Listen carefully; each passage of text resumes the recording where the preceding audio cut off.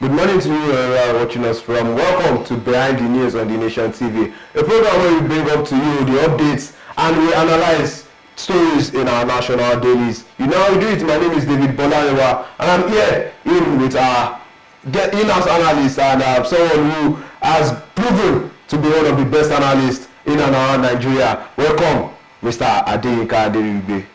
Thank you very much and thanks for your warm words.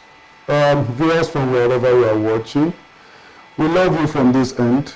Thank you for keeping it locked to The Nation Television. All right, just before we kick off the show, it's just to tell the children and wish the children happy Children's Day. I mean, Mr. Adeyinka, today is the Children's Day, May 27th, and from here, the studios of The Nation newspaper, we are wishing you happy Children's Day. We hope you enjoy the rest of the day. I think it's a public holiday today for the children. Exactly, for the children, and also for the president of the country. We're also saying congratulations on the 50th anniversary of ECOWAS. We wish the head of states and countries of ECOWAS nations gathering in Lagos, Nigeria, a very, very wholesome time in the city of excellence. All right, let's dive right in. We have a couple of papers here for you, and we have a couple of stories to deliberate on. But first, The Nation newspaper, where the headline story here is saying businesses hit by airlines flights delays and cancellations. The headline is saying 33,235 delayed, 1,189 cancelled out of 70,543 trips last year. To the windows, we have 2025 UTME results rank best in 12 years, despite glitches. We also have PDP, Access Bank, others get 14-day waiver to clear FCT ground rents. We also have suicide bombing attempt fall at Abuja Army Barracks. Heading to the Punch newspaper, we have governors, BOT reconvenes as NEC meeting stalls. That's at great attention from the PDP. We also have $750 million loan. World Bank pressures Nigeria for fresh tax hike. We have Olope's Osun 5 billion naira in Lautech ownership deal. Heading to Vanguard newspaper, where we have sealing of secretariat. PDP films have Tinubu intervenes. And heading to our final paper for today, where the New Telegraph, the headline story here is saying FCTA sealing of Wadata Plaza, FIRS, others disrupt PDP's BOT meeting. Let's take it straight to The Nation newspaper, where our major story here is saying businesses hit by airlines, flights delays, and cancellation. This has been on the talk of the town. Then if you are a flight user, if you are someone who uses airplanes mostly, you would know, and it has been incessant that flights have been delayed or cancelled. From the lead here saying businesses have taken a hit from the incessant flight delays and cancellation across the over 30 airports in the country. The aviation industry is central to economic development, but there appears to be no end in sight to the menace. Mr. Aderibigbe, it's becoming a menace already because the statistics are bewildering, if we would use that word. I mean, over 22.8% flights have been delayed from just a single air company. I mean, it's bewildering for a start. Quite honestly, this is not the best of time to be an operator in Nigeria. Both the government and the operators, largely they are private sector owned, but for one or two, in fact one, owned by the Akwa Ibom state. It's actually a very tough time at this time. talking about operational costs, talking about maintenance costs, now putting all of that on a fragile patronage, you know, because the total population of flight-loving Nigerians is just reducing by the day. Not exactly for any other, but perhaps because of the costs, the soaring costs of tickets. And don't forget, the economy has sort of pushed off the cliff the middle class. Yeah. So it's either you have it or you don't.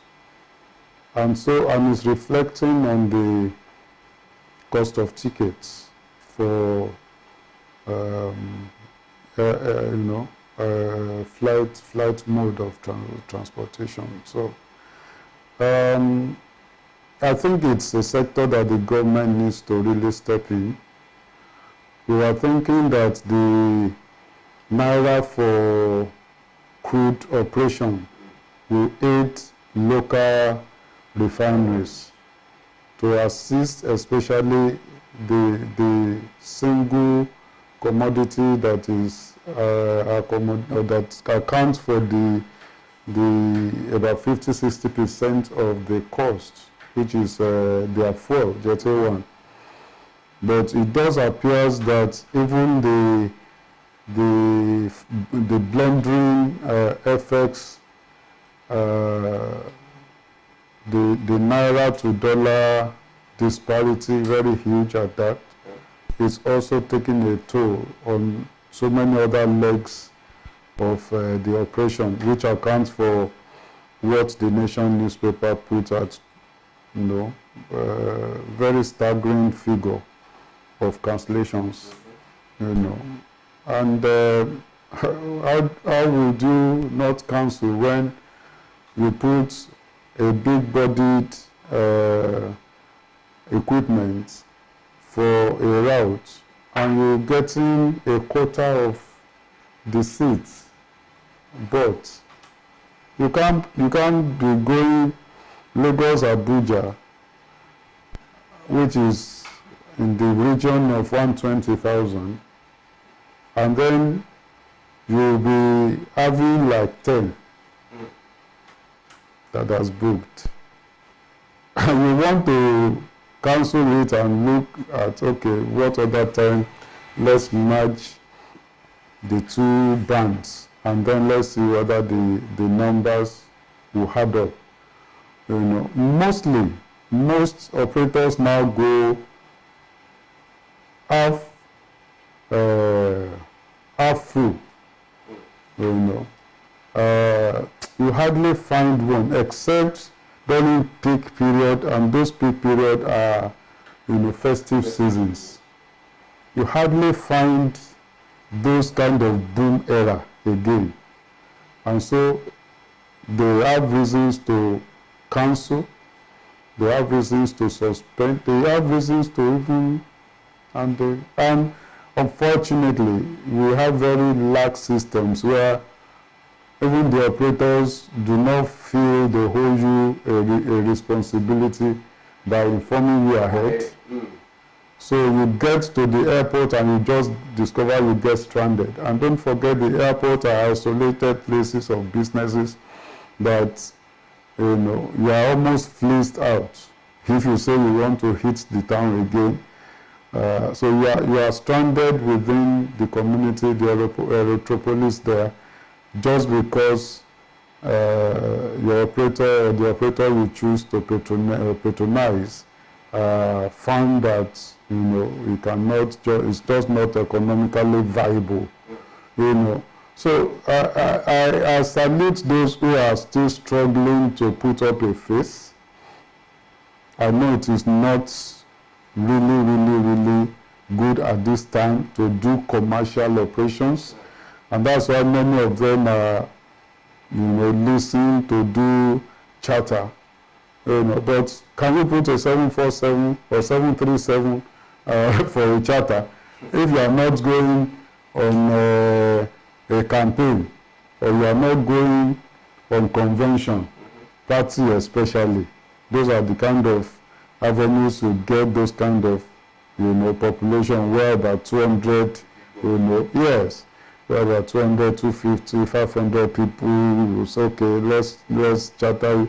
So it's really tight at this time, and it's affecting businesses. So many businesses are locked down as a result of, the fact that they can't connect due to the high cost and the prevalence for flight suspensions.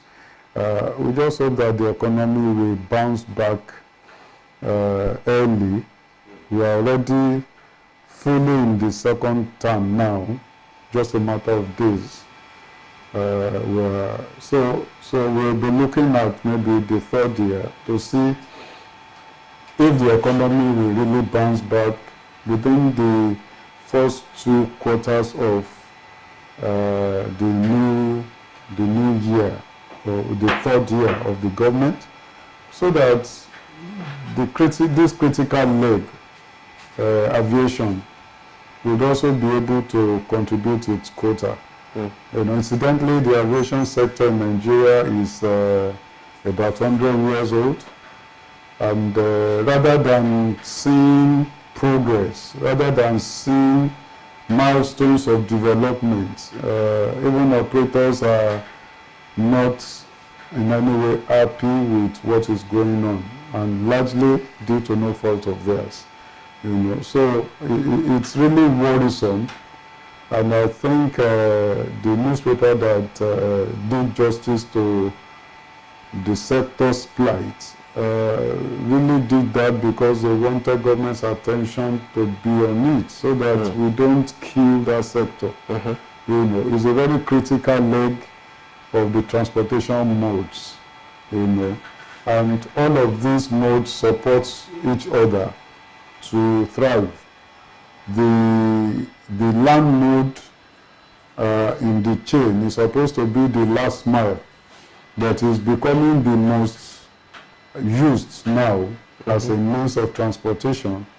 The air is supposed to really be of value, but unfortunately we are seeing that it is becoming only avenue that the rich who want to oppress the rest of us, So, but that's not the design per se. And I think that reworking the whole system will be in the best interest of the nation's economy. Transportation has a very huge potential to unlock several segments, several layers of the nation's economy if well exploited. And I think Nigerian leaders need to see how to exploit this, so that businesses, all of this that are really, shrinking and collapsing and, looking for a lifeline, will now be able to blossom, employ more people, and be the catalyst for the trillion-dollar economy that this administration is looking at. There's no way we can achieve a trillion-dollar economy with this kind of pointers. They are demotivators. They are triggers that points to a depressed economy, that points to an economy in severe distress. And it's only the policy makers that can save the situation as we are today. Right. We just hope that Festus Keyamo is listening, and other bodies who are, deep plunged into the aviation sector of the country are listening, and will take this piece out of the nation's newspaper to check and get solutions to these problems, because businesses are crashing, businesses are at stake.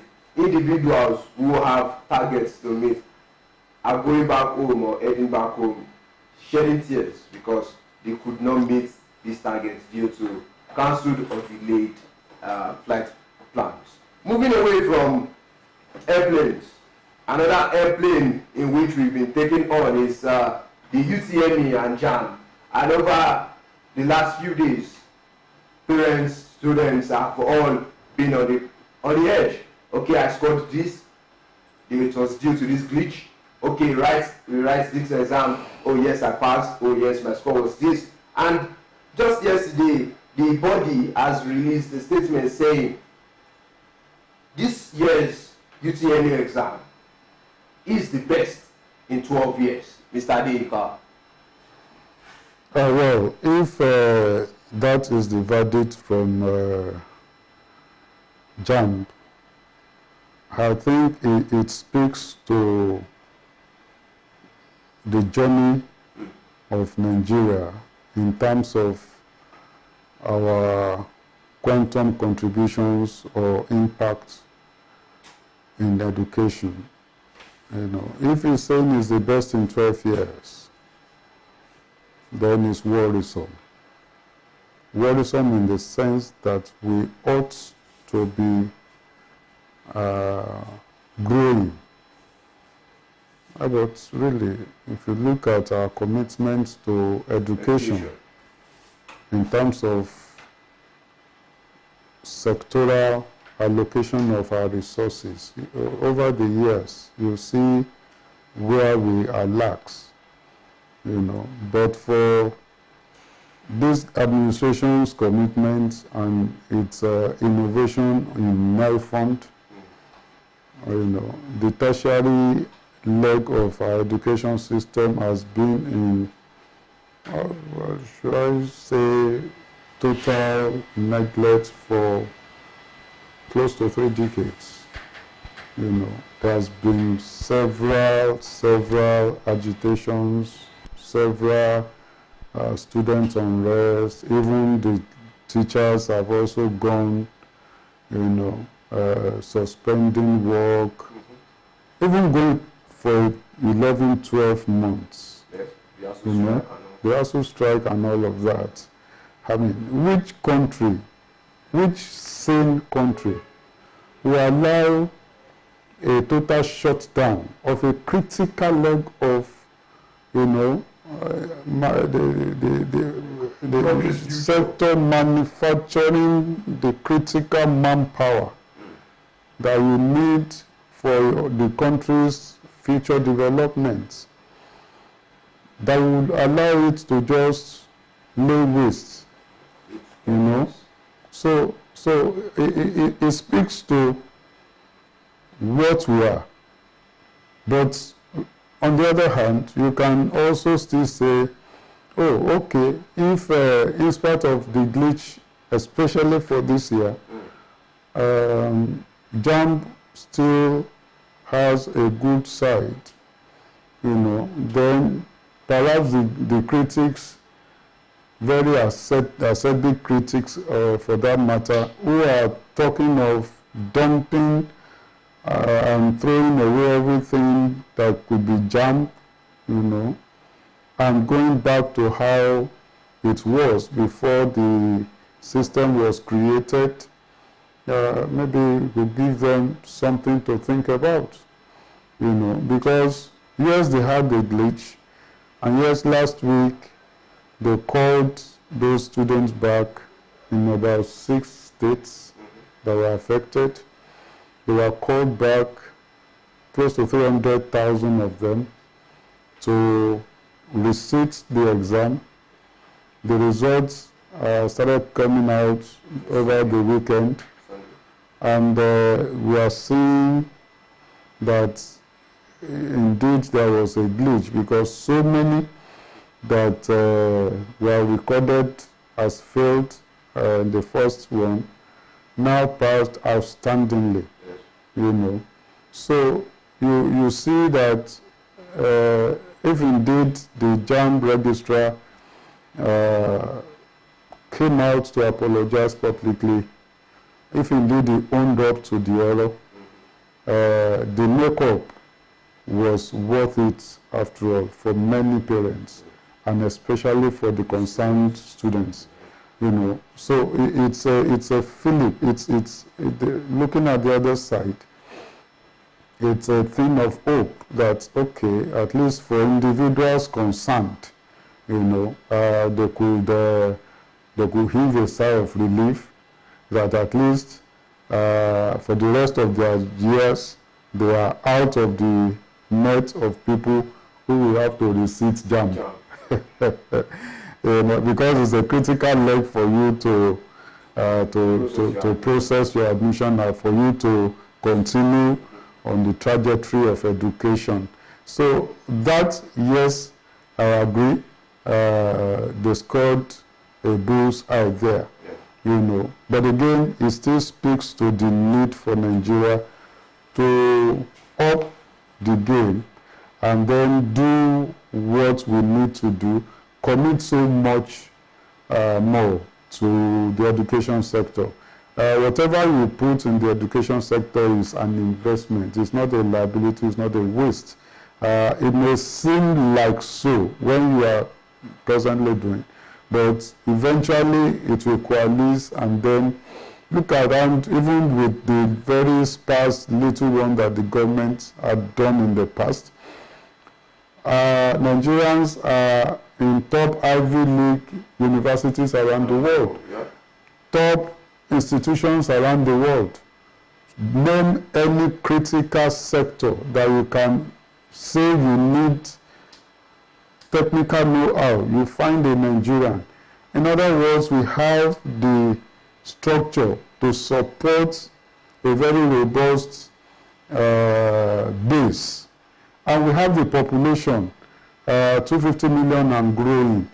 That is the wealth of the nation, not our mineral resources. No. The wealth of the nation is in the capacity that lies potent in those faces, in those individuals, in David, whatever, that is just lying there wasting away, in Jumoke, whatever, in Humar, in Suzanne, that needed to be lifted, you know. And those are the gains of a country like Nigeria, you know. So if even in spite of our failings, we are ranked very high all across the 6 continents of the world. Now imagine what we could be if there is a deliberate plan by government to focus on that critical leg of development. That means even the best of the super worlds today will be trailing the country. That is where we ought to be. And that, I think, is supposed to be what you continue to agitate the mind of our leaders. That how should they better what they met on ground. Not just all this gerrymandering or just this psychedelic powder pampering faces. We need to really look deeper into the critical sector called education and lift our future, because that is where the wealth of this country is. Right. So, what would you be telling the Minister for Education, Tunji Alausa, and Ishaq himself, the registrar for JAMB, and key stakeholders as regards education in Nigeria? Because it's not just enough for these students to write these exams. What is the body itself doing to aid them, you know, come out? We don't want to just have the students write the exams, pass, go to schools, pass. What is the body doing to aid them get into the workflow and get into staying in the country itself? Not just, and we ask an unraised student now, yes, I've gone to school and I've gotten my certificate, but at the end of it all, I want to go abroad, that's where my greener pasture is. Staying here to retain that which they've been taught. Yeah, there are so many legs to that, and it speaks to how our education is funded. In the early years of Nigeria's development, when you have the regions giving scholarship, when you have the federal giving scholarship, even if it's a year, if it's 2 years, if it's for your 4 years, you discover that Nigerians will finish from wherever they are sent and still come back to come and serve. And they have easy employment, especially in the public sector, which was, no doubt, the only sector that could absorb and give employment at that time. There's no strong private sector, as it were. But what you find today is because education is self-funded, largely. You don't have students that are committed to the country to even try to say, okay, let me stay back. I have a debt to knock off in terms of my scholarship fund. Let me stay, work it through. Then there's no such commitment. So everybody, you finish and you look for your pasture, whether green or brown, somewhere else. And that is a very huge one. When you have such in place, you hardly will find a situation where there will be patriotic Nigerians or patriotic citizens staying back to do anything for the country. And you can't blame them, because they will want quicker return on the investment that they made into education. So maybe NEL Fund will begin to change the paradigm as we go along. NEL Fund is the Nigerian Education Loan Fund. So maybe it will begin to change the paradigm as we go along, that we will find those who are presently enjoying the fund and may enjoy it through their academic years, to have to stay back to work it through, because it's not free fund, so you have to pay back, so maybe when you begin to have that, you have, because it's a deliberate thing. Government must just be deliberate in holding them down. Now, that's not the job of JAMB. It's not the job of the Federal Ministry of Education. It's the job of the leadership. It's the job of the President of the Federal Executive Council, as it were, to be deliberate about how do we retain our children. How do we retain the best of us, so that they will not ship out and then grow other economies while we suffer here. It must be deliberate. You can't. It's just not something you give to chance. I don't see any other nation that is laissez-faire about their own development than a country called Nigeria. Everybody just happens onto power and they just do their bit and leave it, knowing that there will not be repercussions, knowing that nobody will call them to question, knowing that nobody will penalize them for anything. I mean, the risk element, the risk factor for leadership is almost zero. So you find that leaders just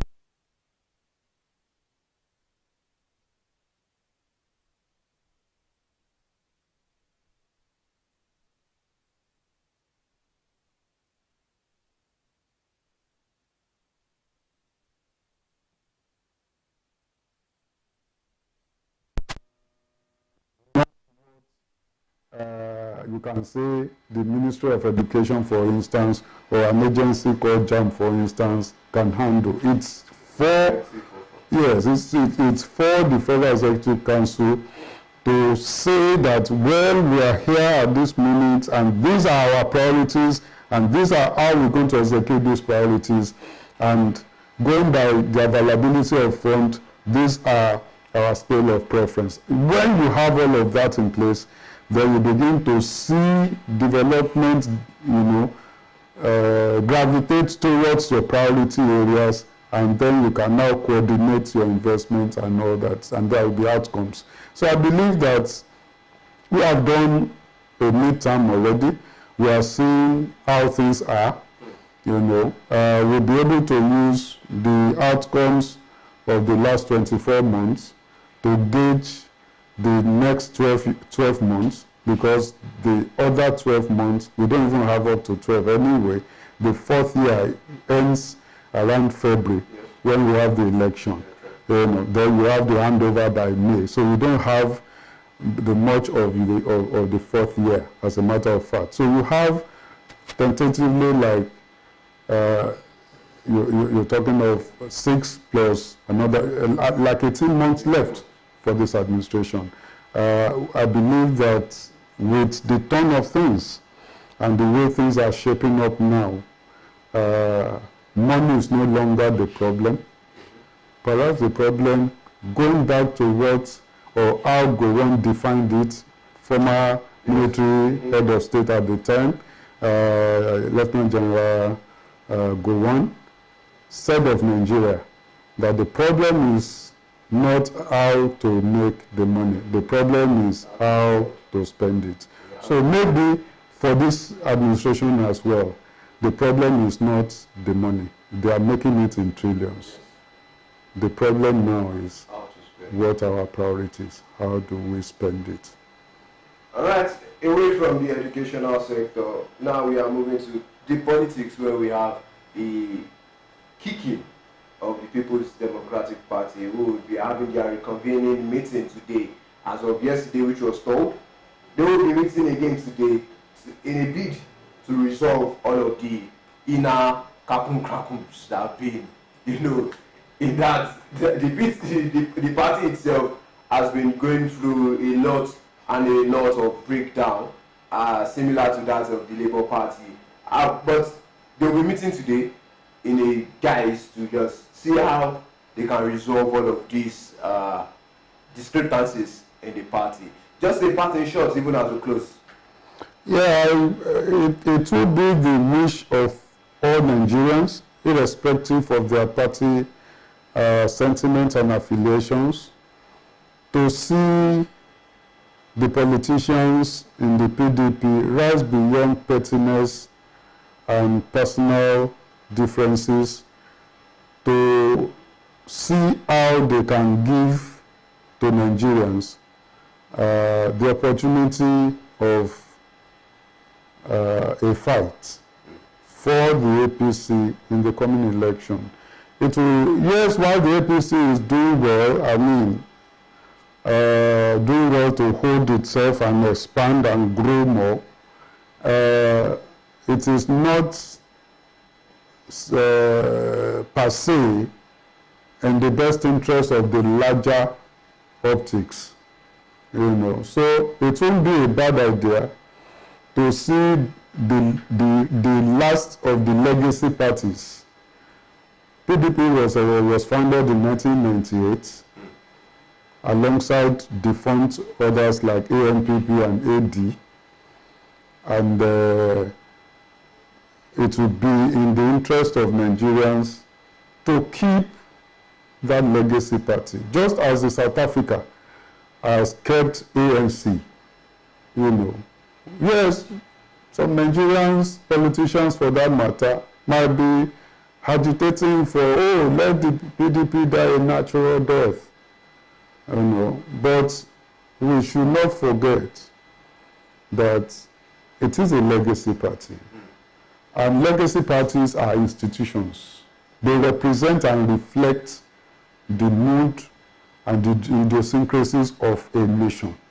If for that alone, everything possible must be done to keep it. And that's why I will agree with Mr. President for wading in into the issue about, the ground rent in at Abuja, They swooped on the place and wanted to scatter the place just because they were owing ground rent and all of that.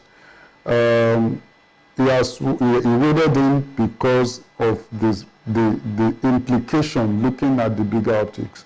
Not many people will say that it is not for political vendetta, So for that alone, he gets my thumb up, And I believe that is just the way to go.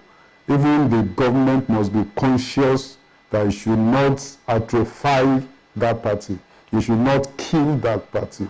Yes, you might draw out all the best of its materials, but then not to the point that you kill it, because it represents, it represents the idiosyncrasy of the country at the time. So I believe that even though it may not offer any much of resistance going into 2027, we do not see any much of threat for now.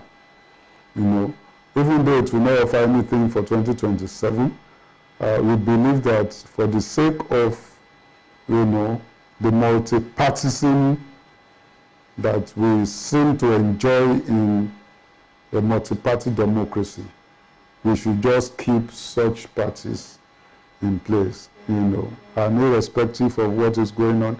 I believe they should be able to have their BOT today and then see how they pull together and wade through all of the stormy waters and see how much of the ground they could recoup in 2027, at least for those states where they currently have governors. Maybe they should retain some of them and not let it be like it was at a point in Nigeria where when they were in power, they have 31 out of 36 states of the country. Or if that is also what APC will do for them in the 2027 election, I mean, that election offers so much of interesting twist for Nigeria, and I look forward to what it will bring in terms of learnings as far as democratic dispensation and deepening of our democracy is all about. Right, that's all we have for you on the program today.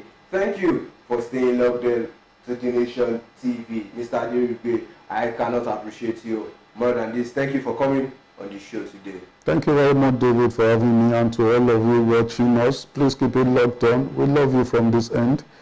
Bye for now. All right, my name remains David Bolarinwa. Thank you for joining. Bye-bye.